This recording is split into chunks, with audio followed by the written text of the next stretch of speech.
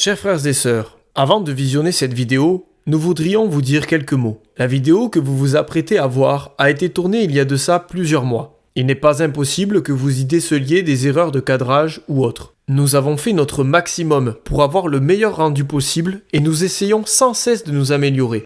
À ce propos, nous souhaiterions nous développer et pouvoir produire davantage de formats de ce type de façon plus régulière avec le meilleur rendu possible et des échanges de qualité. Pour ce faire, nous avons récemment créé une cagnotte en ligne sur Hello Asso pour contribuer à notre développement. Le but de cette cagnotte pour nous est l'achat de matériel, de logiciels et de banques de sons et d'images professionnelles pour que nous puissions vous proposer du contenu toujours plus qualitatif. Vous le savez, la chaîne grandit de plus en plus et aujourd'hui, nous sommes présents sur plusieurs réseaux sociaux. C'est pourquoi il est nécessaire pour nous, afin de tenir le cap, de nous diversifier et de multiplier nos contenus. Nous sollicitons donc aujourd'hui votre solidarité afin de nous aider. Il ne s'agit pas de donner des sommes exorbitantes, car nous savons bien que la vie a un coût pour chacun, mais si chacune des personnes qui regardent cette vidéo faisait un don de 1 ou de 2 euros, vous pourriez grandement contribuer à notre développement. Alors si vous aimez nos vidéos et que vous souhaitez voir davantage de formats de ce type avec une plus grande qualité, soutenez-nous sur Hello Asso, vous trouverez le lien en description. Nous remercions chaleureusement tous ceux qui nous feront un don, peu importe le montant, car si chacun apporte sa petite pierre, ensemble nous pouvons construire des merveilles. Merci à tous et bon visionnage. Fatima, un haut lieu de prière, une histoire extraordinaire. C'est aujourd'hui l'un des plus grands lieux de pèlerinage au monde, comptant chaque année plus de 6 millions de visiteurs. Ce sanctuaire suscite de nos jours encore tant d'engouement et de conversion des cœurs, plus de 100 ans après les apparitions de la Vierge Marie aux 3 petits bergers. Après Guadalupe, La Salette, Lourdes et encore tant d'autres apparitions, Notre-Dame n'a de cesse de nous surprendre et de nous conduire davantage vers son Fils, le Sauveur, qui est la lumière du monde. La plupart des catholiques connaissent l'histoire de Fatima, mais ces événements et les messages qui y sont délivrés recèlent encore bien des mystères, et il est parfois nécessaire de lire entre les lignes pour savoir les percer à jour. Pour mieux comprendre et approfondir les mystères autour de Fatima, nous nous sommes entretenus avec le père Daniel da Rocha, lui-même d'origine portugaise, qui connaît très bien le sanctuaire et l'histoire de ce haut lieu du catholicisme. Plongeons ensemble dans les énigmes de l'histoire fascinante de Notre-Dame de Fatima. Ce qui me touche beaucoup à Fatima, c'est de comprendre comment le cœur immaculé de Marie vient accomplir la parole « Femme, voici ton fils, fils, voici ta mère ».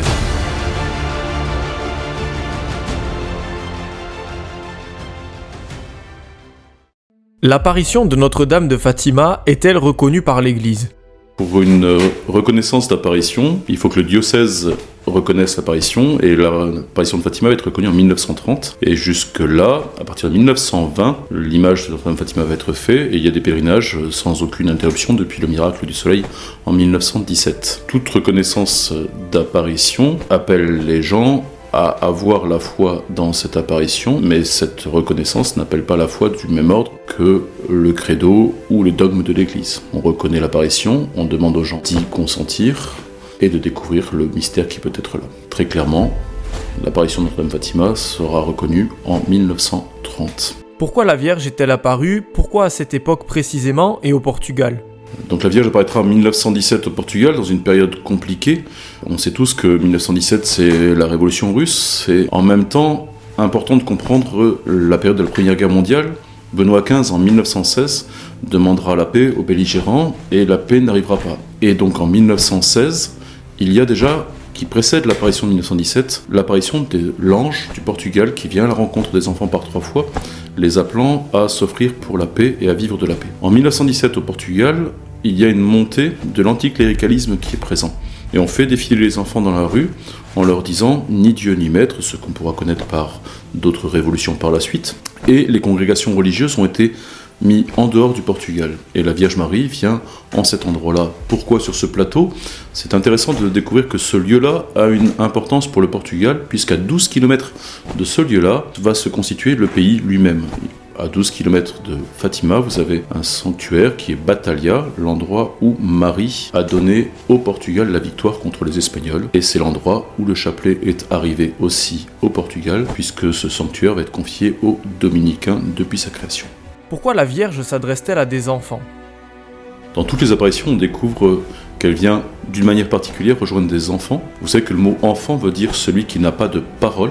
Et nous avons à découvrir justement que notre Dieu veut donner parole à chacun et chacune de nous. Et dans ceux qui n'ont pas de parole, qui n'ont pas été encore déformés peut-être par les paroles de ce monde, ils restent plus accueillants à cette parole. C'est intéressant de découvrir que spirituellement, un enfant reste ouvert à Dieu dans son enfance. Et donc Marie vient simplement rejoindre une ouverture naturelle de notre humanité en parlant à des enfants. Ce qu'il y a de fou dans le monde, voilà ce que Dieu a choisi pour confondre tous les sages. On pourrait aussi venir sur ce terrain-là en regardant Bernadette, en regardant les enfants de Notre-Dame de la Salette, en regardant les enfants de Pontmain. La différence où elle n'apparaît pas à un enfant, c'est à la rue du Bac où elle apparaît à une religieuse. Mais c'est l'enfant Jésus qui vient chercher cette religieuse pour l'amener voir sa mère dans l'apparition de la rue du Bac. Pourquoi parmi les 3 enfants, tout le monde n'entendait pas la Vierge ?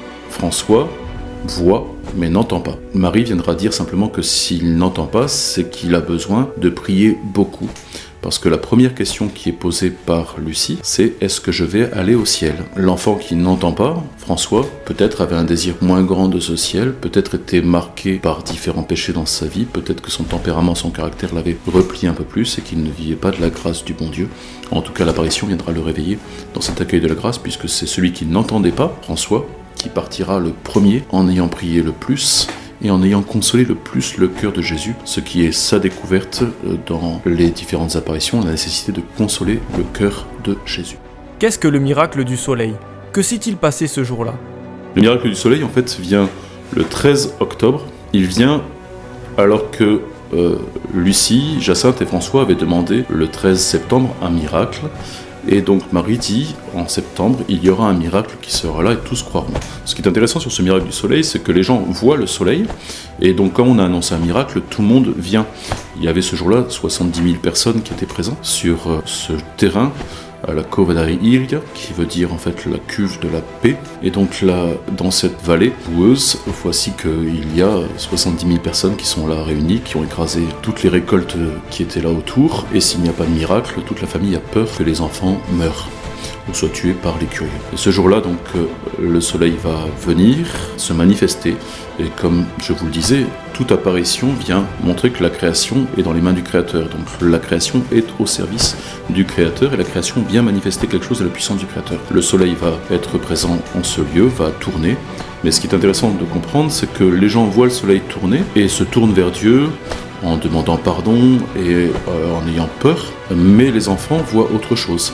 Les enfants voient dans l'apparition du 13 octobre différentes images qui vont être devant leurs yeux. La première image va être celle de l'enfant Jésus avec sa mère, l'enfant Jésus avec Saint Joseph bénissant le monde, et la dernière apparition sera celle du Mont Carmel, Notre-Dame du Mont Carmel. Et donc il est intéressant de voir que dans cette apparition du 13 octobre, qui est le miracle du 13 octobre, que même les plus athées ont découvert de leurs yeux, on a un article aujourd'hui du Século, qui était le journal à l'époque, qui vient relater la conversion d'un journaliste qui était là sur place.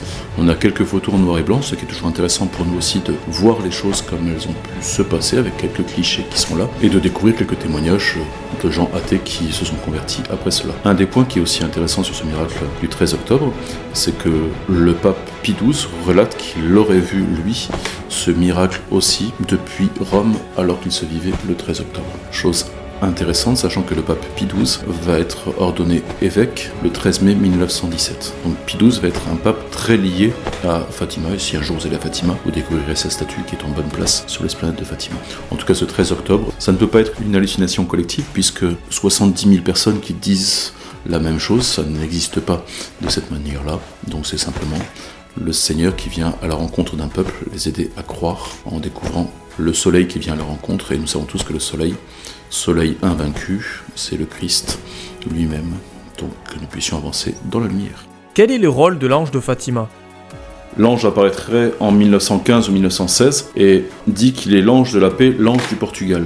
Le Portugal est le premier pays à avoir consacré son pays à son ange gardien, et l'ange gardien du Portugal est Raphaël. L'ange gardien de la France est Saint Michel, et ils ont deux rôles différents. Raphaël est celui qui guérit et qui met en route, et il est intéressant de voir qu'à Fatima, celui qui guérit et met en route vient aider les enfants à se mettre en route dans la guérison et dans l'accueil du cœur immaculé comme refuge et chemin qui conduit à Dieu. Ainsi, l'ange, dans son rôle de messager, vient donner un message pour notre monde moderne, dans une guérison nécessaire de notre cœur et dans une mise en route par la grâce de Dieu. Raphaël viendra porter la communion à Lucie, qui a déjà fait sa première communion, il donnera l'hostie, et aux enfants, il donnera le calice. Et pour moi, c'est très important, puisqu'en fait, vous savez que dans l'apparition de Fatima, les enfants vont entendre que la Russie doit se convertir.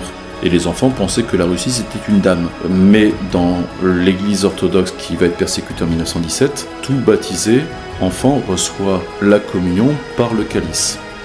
Et donc dans cette communion reçue au calice par Jacinthe et François, on découvre simplement l'offrande de notre vie. Cette réalité-là est capitale pour chacun de nous, de découvrir que Dieu vient donner la force à ses enfants de s'offrir, puisque François va mourir le premier en 1919 et Jacinthe en 1920, et ils ont ainsi eu cette nécessité vitale d'être nourris par Dieu. Ces enfants feront leur première communion et pourront rejoindre le Seigneur dans un face-à-face, dans un festin éternel où les anges chantent « Gloire à Dieu au plus haut des cieux ». Quels sont les 3 secrets de Fatima ? Alors il n'y a pas 3 secrets de Fatima, il y a un seul secret qui se déploie en 3 parties. C'est important de comprendre cette réalité. Le 13 juillet, Marie va montrer aux enfants la beauté du ciel. Et les enfants vont rester émerveillés de cette lumière qu'ils viendront dire c'était cette lumière comme quand nous avons vu l'ange venir à nous et nous voulions rester en cette lumière. Mais la lumière qui passait par le cœur de Marie nous faisait moins peur que la lumière qui passait par le cœur de l'ange, où devant l'ange on avait une crainte qui était plus grande, et devant Marie on était vraiment dans ce halo qui nous comblait. Et donc la lumière traverse le cœur de Marie et traverse ses mains et descend sur la terre. Et donc le secret de Fatima va être simplement le secret de la grâce de Dieu qui rejoint notre terre. Et donc ce secret se déploie en 3 parties. La première partie est de montrer que l'enfer n'est pas vide, contrairement à quelques théologiens qui ont voulu dire cela. L'enfer est habité et les enfants vont voir cet enfer habité par des hommes et des femmes, et Jacinthe restera marquée à vie par cette vision-là. Elle découvrira qu'en enfer, il y a des consacrés qui sont là pour atteindre au 6e, au 9e commandement. Et il y a ainsi une nécessité de vivre de l'offrande de sa vie pour les pécheurs. Jacinthe va offrir toute sa vie pour les pécheurs, jusque dans le fait de sa propre opération. Elle va être opérée de la grippe espagnole et elle va être opérée à cœur ouvert. Son médecin va se convertir puisqu'elle n'est pas anesthésiée et qu'elle ne pleure pas une seule fois et qu'elle dit « Mon Dieu, je vous l'offre pour les pécheurs ». Le médecin qui opère Jacinthe se convertira à la suite de l'opération de cet enfant. Donc Jacinthe, face au premier secret, va découvrir la beauté du ciel et le refus du ciel dans l'enfer. C'est le premier secret qui est là, c'est la réalité de l'enfer. Le deuxième secret est de dire que si les hommes ne se convertissent pas, il y aura une guerre plus grande qui éclatera dans une nuit de lumière, et c'est intéressant pour nous parce qu'on sait tous que la Deuxième Guerre mondiale a éclaté après une aurore boréale qui a été vue dans le monde entier et qui n'a pas été vue à d'autres moments dans l'histoire de l'Église. Et la troisième partie du secret, à chaque fois ces secrets marchent par vision en fait. Et donc la troisième partie du secret, la vision, elle est une montagne, avec au sommet d'une montagne une croix, au pied de cette croix un homme en blanc qui est tué par des flèches et par des fusils, et les anges qui recueillent le sang de tous les gens qui sont tués sur cette montagne. Et donc dans cette troisième partie du secret, qui a été dévoilée par l'Église, et qui a totalement été dévoilée par l'Église, le cardinal Ratzinger à l'époque viendra montrer comment le pape Jean-Paul II dira que cet homme en blanc, c'est lui, puisque lors de l'attentat sur la place Saint-Pierre, il reconnaît que c'est la Vierge Marie qui a empêché la balle de parvenir à son cœur, et la balle qui a été extraite du corps de Jean-Paul II est aujourd'hui dans la couronne de la Vierge à Fatima. Donc le secret se déploie en 3 parties. Première partie, la question de l'enfer. Deuxième partie, la question de si on ne se convertit pas, une guerre plus grande éclatera, et ça sera la Deuxième Guerre mondiale. Et la troisième partie est tous les martyrs de notre siècle moderne, puisque ce siècle a connu un plus grand nombre de martyrs que tous les temps de notre histoire. Nous savons qu'il y a 360 millions de chrétiens persécutés par an. Pourquoi certaines personnes pensent que le troisième secret révélé par l'Église ne serait pas le vrai ? Dans cette troisième partie du secret qui était restée cachée, comme elle a été cachée, on a fait depuis toujours des élucubrations dessus. Quelques-uns ont été interviewés, Lucie dans son Carmel, lui demandant de parler de cela. Quelques-uns ont dit qu'ils avaient eu des choses de ce côté-là. Mais l'Église, dans sa grande sagesse, nous a donné le texte qui a été écrit par Lucie. Et aujourd'hui, nous avons officiellement ces 2 pages qui sont là. Et quelques-uns viennent dire ces 2 pages sont incomplètes. C'est pour cela que le Vatican a publié ces 2 pages pour bien montrer qu'il n'y avait pas eu de corruption du texte et que le texte était là en entier. Après, dans la question, comme le secret fonctionne par image, c'est difficile pour les gens de comprendre ce que ces images peuvent vouloir dire, ou peut-être de penser qu'il y en aurait d'autres. Certains aujourd'hui disent que le 3e secret serait en lien avec la perte de sens de l'Eucharistie, ou avec la modernité qui s'est introduite dans l'Église, ou une corruption de l'Église par rapport à la modernité.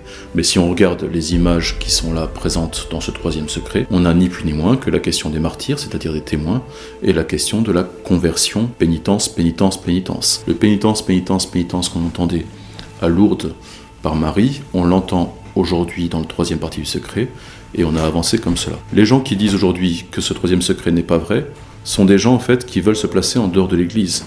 Mais si l'Église nous appelle à accueillir cela, elle nous appelle aussi à regarder les images et les interpréter aussi avec notre intelligence. Donc je ne crois pas qu'il y ait un secret qui ne soit pas révélé. En tout cas, tous les gens qui nous disent que Lucie a été remplacée, que le secret n'est pas le vrai, sont des gens qui ont besoin d'attirer à eux l'attention, mais qui ont fait un choix. Et faire un choix, ça veut dire une hérésie. Donc ils se mettent dans un choix hérétique de ne pas accueillir ce que l'Église leur donne. Pourquoi la Vierge insiste-t-elle sur le fait de prier quotidiennement le chapelet ? La demande de Marie, elle est de dire le chapelet tous les jours. Et de pouvoir dire ce chapelet nous appelle ainsi à avoir devant les yeux justement les mystères du Seigneur et à offrir notre cœur. Et donc quand Marie vient nous dire que son cœur immaculé est le chemin et le refuge qui nous conduit à Dieu, nous avons, nous, à découvrir simplement que par la récitation du chapelet, nous découvrons Dieu comme notre refuge et comme notre chemin qui nous mène à Dieu.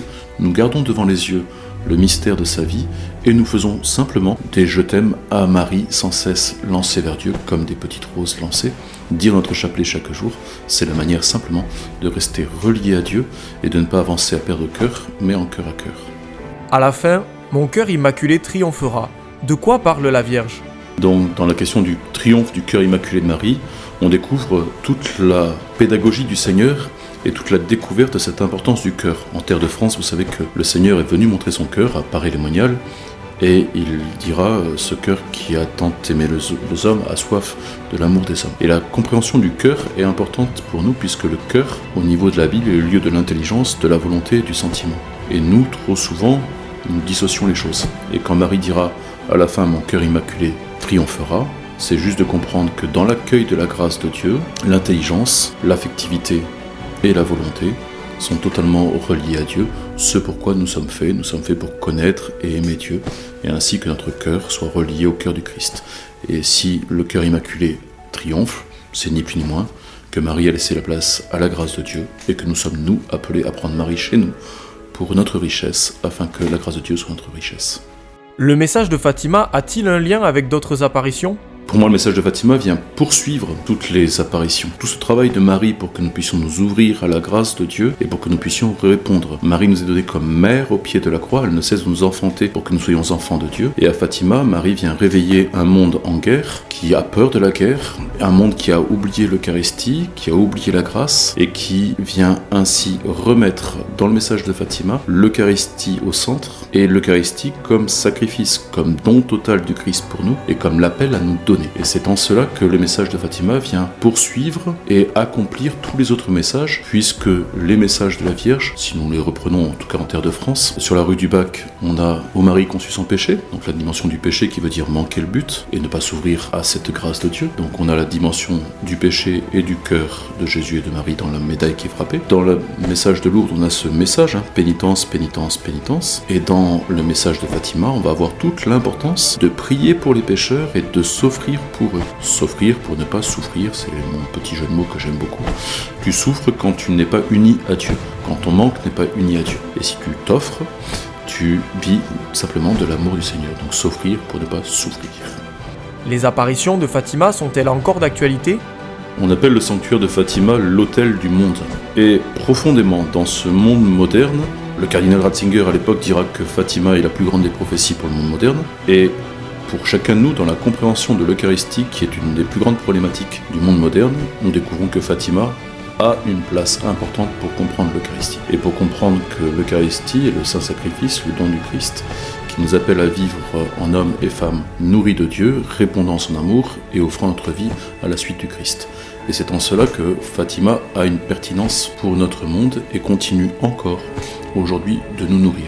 D'ailleurs, dans la nouvelle traduction, qui était ni plus ni moins que la reprise de la traduction du missel romain, on avait une mauvaise traduction jusqu'à aujourd'hui, on était les seuls en France à avoir cette mauvaise traduction, qui était priée, frères et sœurs, pour que mon sacrifice, qui est aussi le vôtre, soit agréable à Dieu le Père Tout-Puissant. Et cette question du sacrifice avait été mise de côté en France. La réponse du missel romain, nouvellement traduit, nous dit que le Seigneur reçoive de vos mains ce sacrifice à louange et à la gloire de son nom pour notre bien et celui de toute l'Église. Juste de comprendre que Fatima vient montrer comment la prière de 3 enfants est capable de transformer le monde et comment notre prière est nécessaire pour que ce monde se transforme. Le 19 août, en effet c'est le seul moment où Marie n'apparaît pas un 13 puisque les enfants sont en prison. Le 19 août, Marie vient à la rencontre des enfants et là, Marie viendra dire « Priez, priez mes enfants pour que les âmes n'aillent pas en enfer ». Et donc c'est juste cette question de la compréhension dans un monde moderne marqué par l'individualisme, comment Fatima vient remettre la question de l'accueil du don du Seigneur et de la manière de nous offrir pour les pécheurs et de faire notre vie une vie de sacrifice, une vie sacrée, une vie où nous faisons des choses sacrées. Et par pitié que nous puissions comprendre ainsi réellement le mot sacrifice. Et Fatima nous aide à comprendre comment sacrifice n'est pas un mot barbare, mais c'est bien le fait d'offrir ma vie, et c'est ce pourquoi je suis fait. Y a-t-il encore des miracles à Fatima aujourd'hui ? Notre vie est un miracle permanent. Nous sommes toujours dans les mains du Seigneur. Et oui, il y a encore des miracles à Fatima. Quand vous allez à Fatima, aujourd'hui, vous verrez des gens peut-être à genoux faire 700 mètres, la longueur de l'esplanade, pour venir marcher à genoux vers la chapelle. Et c'est des gens qui ont promis de faire cet acte-là comme réponse à des prières qui ont été exaucées. Et donc, si vous allez à Fatima, vous verrez un nombre incalculable de personnes qui ont eu un miracle dans leur vie, faire ce chemin-là à genoux pour dire merci à Dieu. Mais les miracles sont encore présents aujourd'hui dans la conversion des hommes, dans les guérisons qui sont là. Le plus grand des miracles est celui de la foi qui est retrouvée. J'aime beaucoup une statue qui est à Lourdes, qui nous dit « À Lourdes, je n'ai pas retrouvé la vue, j'ai retrouvé la foi ». Et c'est plus important. Dans les gens que j'ai pu amener à Fatima, beaucoup ont retrouvé la foi et la pratique après ce pèlerinage-là.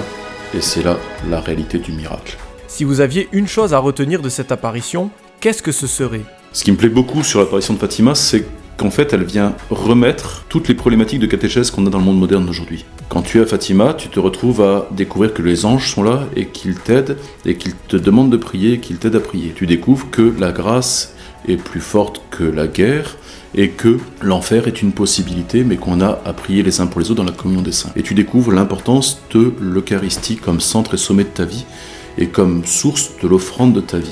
Et tu es remis ainsi à Fatima dans cette dimension de l'accueil du Christ comme Marie l'accueille. Et pour moi, ce qui me touche beaucoup à Fatima, c'est de comprendre comment le cœur immaculé de Marie vient accomplir toute la parole « Femme, voici ton fils, fils, voici ta mère ». Et nous avons à Fatima ainsi la découverte de ce message qui, dans un temps marqué par la guerre, vient réveiller les hommes dans le fait de ne pas rester dans leurs blessures blessants, mais de s'offrir pour les pécheurs et, très clairement, de vivre de l'Eucharistie et de témoigner de cette Eucharistie dans leur vie. Pour Fatima, pour moi en tout cas, c'est toujours touchant de pouvoir être dans ce lieu-là aussi qui est encore resté tel quel dans le village des enfants.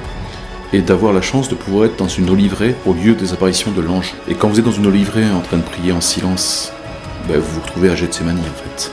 Et donc si je suis moi un amoureux de Fatima, c'est aussi par cette découverte de cette nature qui me permet de redécouvrir ce monde des oliviers qui aujourd'hui a 3 oliviers. Et alors que quand je suis moi à Fatima, je découvre justement cette capacité qui est la mienne de pouvoir prier comme le Seigneur a prié à Gethsémani. Et Gethsémani, on sait tous, veut dire combat. Et donc de découvrir ce combat de la prière dans la manière de laisser mon cœur trouver son refuge et son chemin dans le cœur de Marie. Et donc ainsi que mon intelligence, ma volonté et mon sentiment soient dans l'offrande de ma vie. Comment les anges peuvent-ils nous aider dans notre vie de prière ? J'espère que vous priez tous votre ange gardien et que vous le priez chaque matin en vous réveillant, que vous tracez votre beau signe de croix sur vous, que vous confiez tous vos sens à votre ange gardien. C'est ce que faisaient ces 3 petits-enfants, Jacinthe, François et Lucie. Mais l'ange viendra par 3 fois rejoindre les enfants avant l'apparition de 1917. Cette apparition-là donc donnera ainsi aux enfants de retrouver le sens de la prière. Et je crois que les anges nous aident à retrouver la dimension de l'adoration véritable. Et il y a cette très belle prière qui a été donnée aux enfants, qui était « Mon Dieu, je crois, j'adore, j'espère et je vous aime. Et je vous demande pardon pour ceux qui ne croient pas, qui n'adorent pas, qui n'espèrent pas et qui ne vous aiment pas. » Et dans cette manière de prier, on verra l'ange se mettre à genoux et descendre en signe d'adoration.